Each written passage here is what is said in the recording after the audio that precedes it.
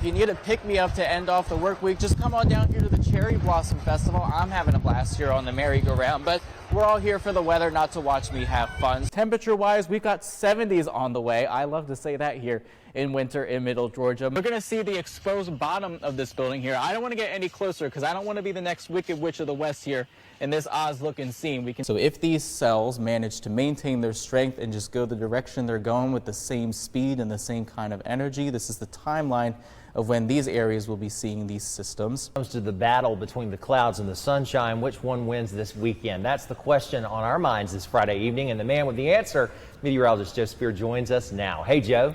Hey there, Greg. Would everybody be happy with a stalemate? Because I think we're going to see some clouds and some sunshine, but not one or the other is going to have control. Now, when it falls back down towards the Earth's surface, there's no reason to be scared of it. It's not a bomb. It's not something from aliens or anything like that. I'm glad that it's overcast now because every time the sun comes out, you can see how much I've been sweating and I just start to shine a lot more. So we're not really seeing that right now. The debris spot that we were looking at earlier seems to be tapering away as we continue to keep a closer eye on it. So it's not as concentrated anymore, which is giving us a general sign that the tornado that we've been keeping an eye on here has been moving or at least dissipating throughout the past couple of minutes. Temperature-wise across the region, you can see where the rain has gone because that's where the 70s are starting to pop up. Those counties will still be under a tornado watch until Sunday at 7 a.m. Now, that doesn't mean you need to panic right now, but be ready because that means that the ingredients of a tornado are at least present and are at least possible until that timing is over. So, meteorologists, we love to come up with rhymes to keep you safe. When thunder roars, just go indoors, just to be on the safe side. We've gone from some sunshine to clouds across the mid-state today. This is a good time to just go ahead and throw it over to meteorologist Joe Speir. Hey, Joe. Hey there, Greg. Weather's certainly playing hot cake here today. Can't decide which one at once, so it just keeps tossing it back and forth.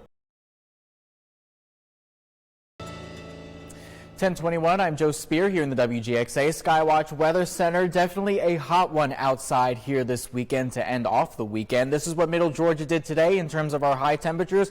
Lots of us broke into the 90s here this point. We haven't done that since earlier this month, so it's been a while since we've seen temperatures like this. Macon leading the pack at 93 degrees, the rest of us filtering down towards the lower 90s. If you didn't get into the 90s, you were into the upper 80s, but regardless, a very hot day here in Middle Georgia. Temperatures right now already cooled off a fair amount. We're sitting down towards the mid to lower 70s, some of us already breaking in towards those upper 60-degree temperatures. Now, high pressure is responsible for keeping us clear today, clears out the skies. It's that big bubble of no trouble, and it'll continue to do that over the next couple of days. We'll see dry skies and sunny skies for a long time by the time we get towards the end of this week. But by the time we get in towards next weekend, that's when things can change up a little bit, have some showers and possibly some storms sneaking back into the forecast. But in the meantime, while we're dealing with all the sunshine, we do have some weather to worry about. It's going to be the temperatures.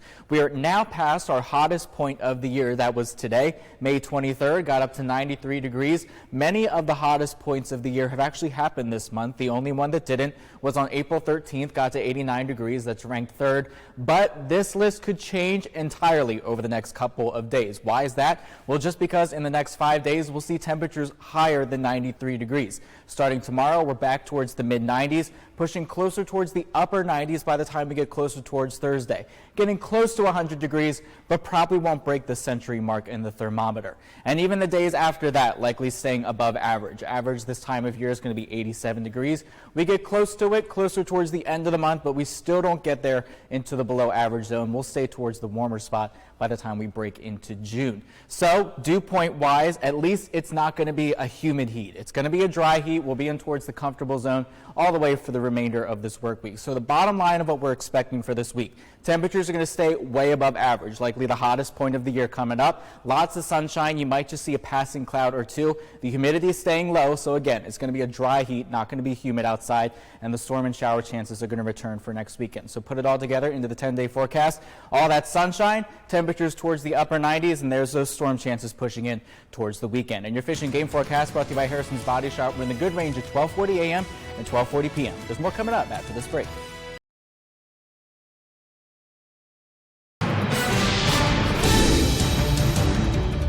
Tonight, we are continuing to track the path of damage that was left behind in the wake of Tropical Storm Fred. Our Joe Speir is currently on the ground in Americus with a live look at the damage this evening. Joe?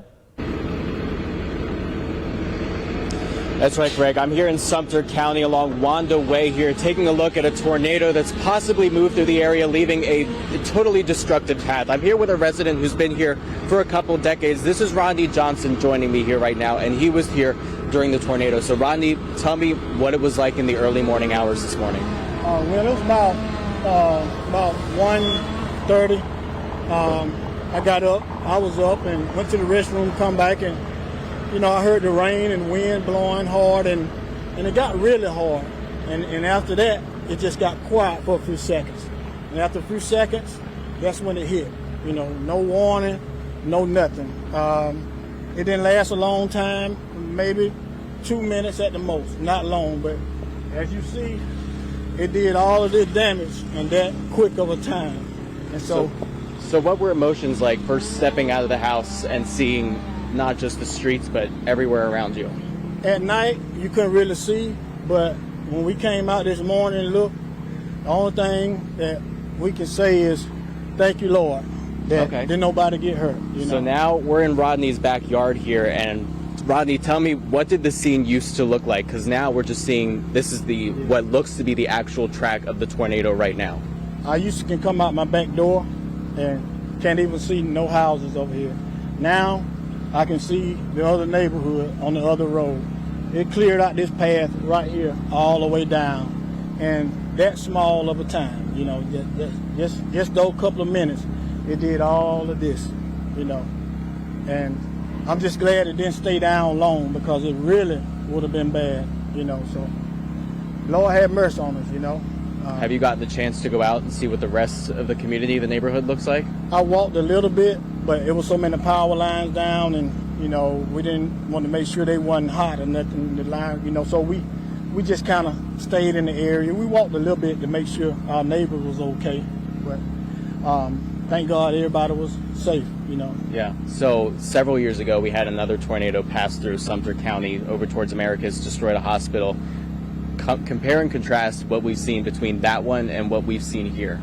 This one, right, the last one, you had time to prepare for it. We heard it coming, and we had time to get in the closet.